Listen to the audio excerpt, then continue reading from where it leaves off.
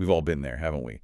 Staring at that important task, the deadline creeping closer, and suddenly, organizing your digital photo albums from 2012 feels like the most urgent thing in the world. Oh, absolutely. That sudden urge to alphabetize the spice rack. Exactly. You know what needs doing, you even want to do it, but that invisible wall just keeps you stuck. So today, we're embarking on a deep dive into that universal human experience. Yeah. Procrastination. It's far more complex and often misunderstood than just, being lazy. It really is. You've given us an incredible stack of sources. I mean, everything from cutting-edge scientific research and meta-analyses to some really influential books on productivity and self-mastery. Yeah, it's a fascinating collection. Our mission today is clear. We're Yep. cutting through the noise. We want to understand not just that we procrastinate, but really try and get to the bottom of why. The root causes. Right. And then arm you with powerful, evidence-backed strategies to help you finally move from intention to action. This isn't just about managing time. It's about mastering yourself, really. And what's truly fascinating here is how these diverse sources, I mean, you've got this huge meta-analysis covering nearly 100 studies, plus insights from behavioral scientists, authors, they all kind of converge. They point in the same direction. Pretty much. They offer this multi-layered understanding of procrastination that moves beyond just blaming ourselves. We're going to connect the dots between the underlying psychology and the actual actionable steps you can take. So guiding you not just to see the problem, but to genuinely tackle it. Exactly, to overcome it. Okay, so let's start with the basics then. Yeah. How do the experts actually define procrastination? Because it feels like such a broad term in everyday life, doesn't it? It does. Formally, the research defines it as the irrational delay of beginning or completing a task, even when you know that delay is likely to have negative consequences. Irrational delay, that's key. It is. It sounds straightforward, but like you said, there's nuance. It's not just the behavior, the postponing, it's affective, meaning the delay often causes actual distress. Yeah, that feeling of guilt or anxiety. Right. And it's cognitive, too. There's this mismatch between what we intend to do, our goals, and what we actually end up doing. And look, this isn't some rare thing. Studies suggest maybe up to 60% of college students regularly experience it. 60%, that's huge. And it goes beyond just missing a deadline, doesn't it? The sources paint a pretty grim picture of its wider impact. They absolutely do. Yeah. Procrastination isn't benign, not at all. It's strongly linked to poorer academic performance, obviously, but also heightened test anxiety, chronic stress, Wow. lower self-efficacy, that's your belief in your own ability to succeed, and yeah, in more severe cases, even depression. The ripple effect across your well-being can be, well, incredibly significant. That's a heavy list. But you mentioned something really interesting earlier about a crucial distinction in the research. Tell us more about active versus passive procrastination. That sounds like a potential game changer. It really is. A large 2024 meta-analysis, this is the one synthesizing findings from 96 studies, about 55,000 people, made this vital distinction. Okay. It differentiates between active and passive procrastination.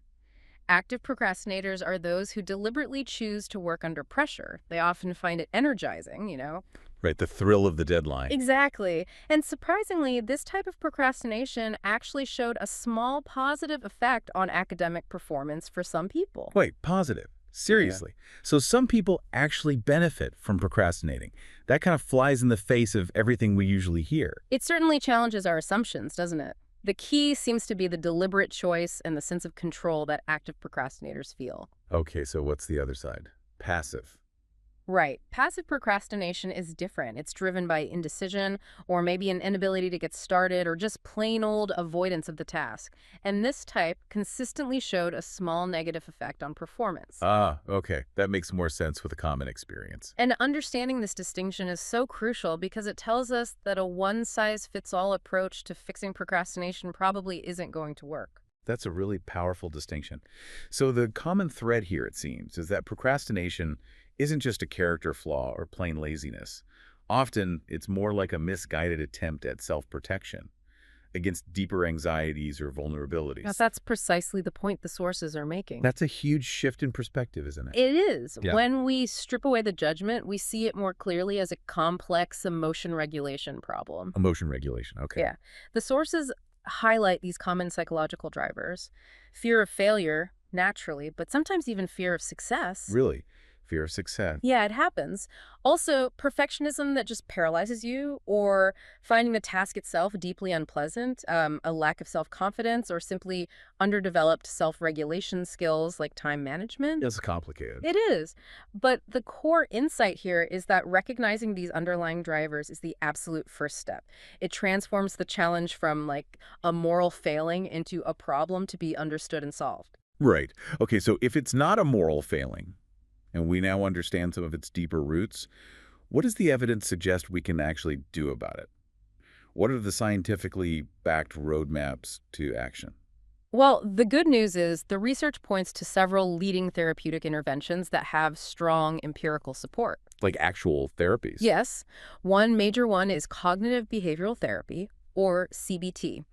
Its power lies in helping you identify and then challenge those irrational beliefs. Thoughts like, if I can't do it perfectly, I just shouldn't do it at all. Those thoughts that often fuel the delay. The all or nothing thinking. Exactly. CBT gives you tools to literally rewrite those mental scripts, making action feel less threatening.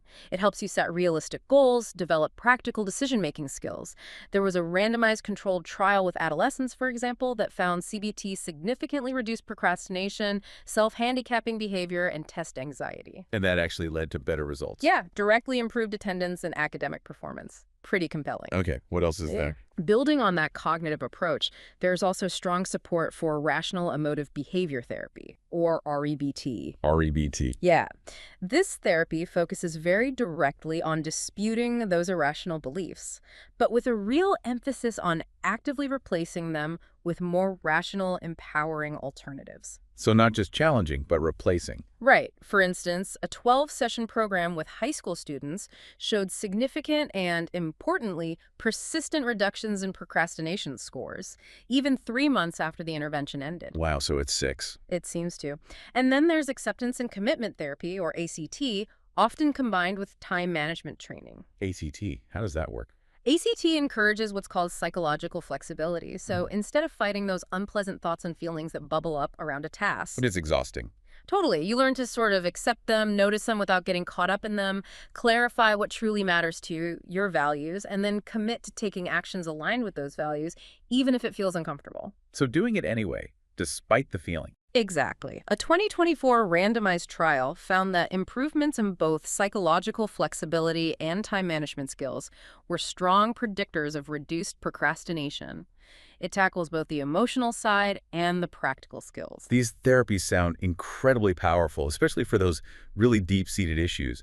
But, beyond formal therapy, are there practical, everyday techniques, things backed by research that we can start implementing, like right now? Oh, absolutely. Many standard time management techniques actually function as effective, practical interventions against procrastination. Okay, like what?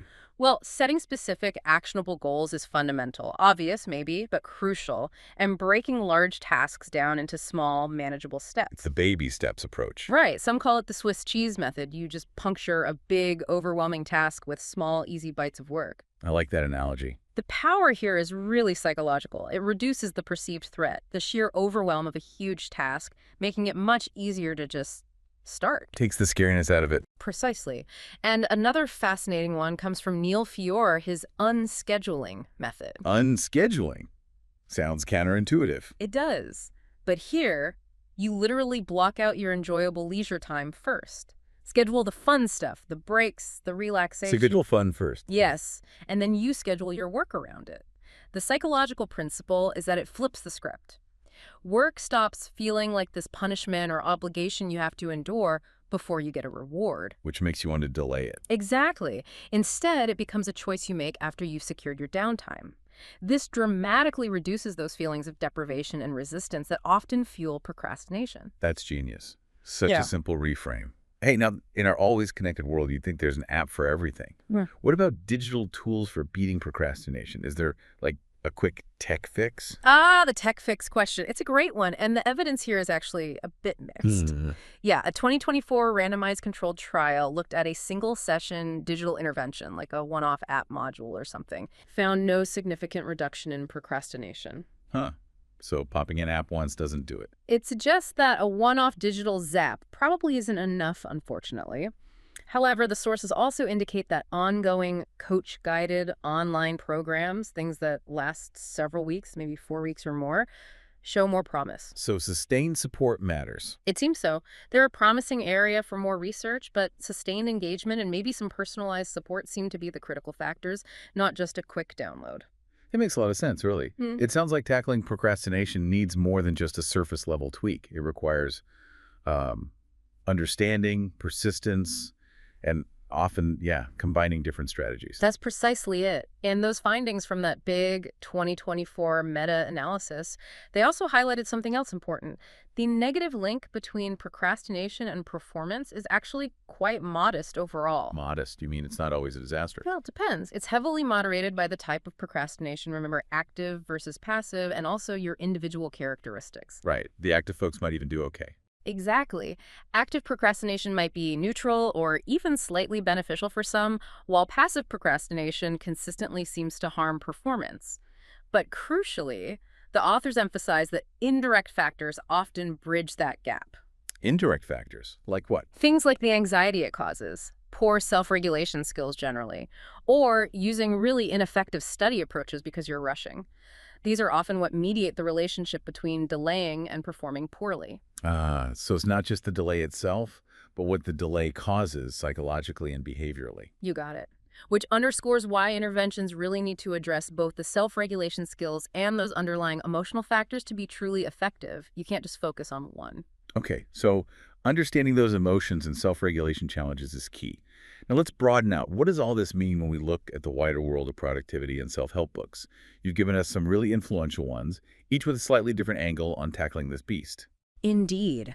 These books offer such a rich toolkit, really practical strategies that often line up with or maybe expand upon the scientific findings we've been talking about. Rather than just listing them, let's maybe pull out their core, unique insights for someone struggling with procrastination.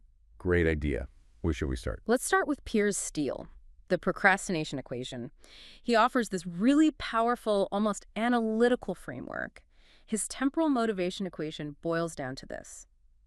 Your motivation to act depends on how much you expect to succeed times how much you value the reward. Okay, expectancy times value. Divided by your impulsiveness, your tendency to get distracted, times the delay until you get that reward. Right. So motivation goes down if the reward is far away or you're easily distracted. Precisely. The core insight for beating procrastination is that you can actively manipulate these variables.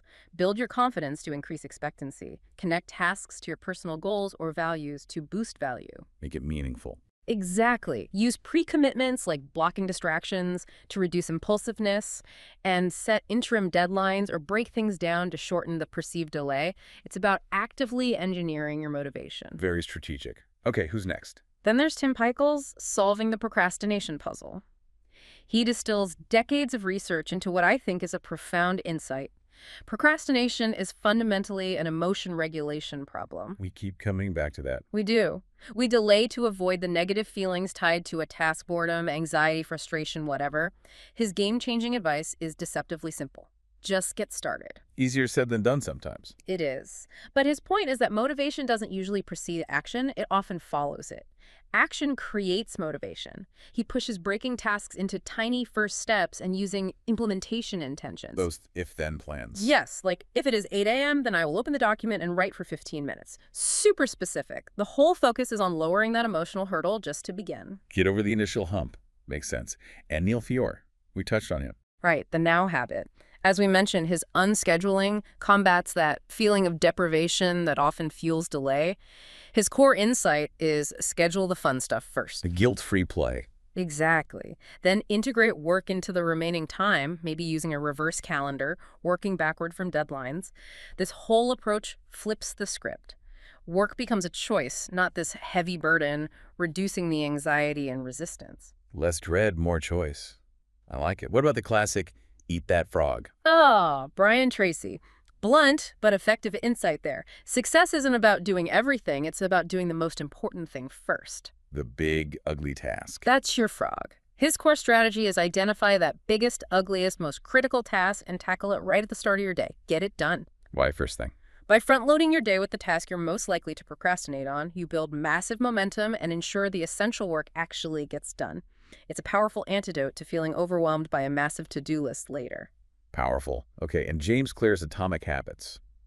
Seems relevant. Hugely relevant. Atomic Habits is a game changer for building consistent action. For the procrastinator, its core insight isn't just how to build good habits, but how to make the starting point of any task so incredibly obvious, attractive, easy, and satisfying. The 4 laws. Right. So easy and appealing, that resistance just kind of melts away. It's all about designing your environment to nudge you towards productive behavior, making it harder to procrastinate, and focusing on those tiny 1% improvements that compound over time. Environment design. Small steps. Got it. Right. And Mel Robbins, the 5-second rule. Yeah, Mel Robbins offers this surprisingly simple, yet for many incredibly effective, immediate action trigger.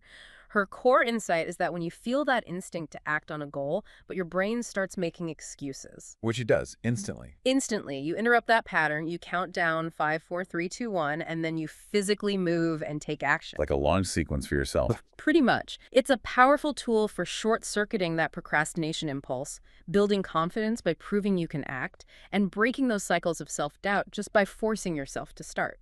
Simple, but sounds like it could work. Are there others worth mentioning quickly? Yeah, definitely a few more that add pieces to the puzzle. David Allen's Getting Things Done, GTD, offers the insight that just the mental weight of remembering and worrying about tasks is a massive driver of procrastination. The mental clutter. Totally. His system is about externalizing everything onto a trusted system.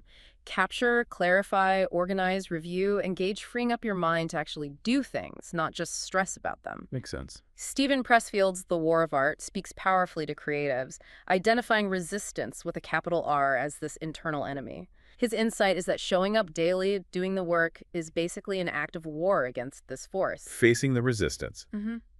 And Burke and Newman's book, Procrastination, Why You Do It, What to Do About It, now really digs deep into those underlying fears, failure, success, control issues, often tracing them back to childhood experiences. Yeah. Each offers a really unique lens on why we delay. Wow, okay. That's an incredible array of insights. Truly a deep dive into the why and the how from so many angles.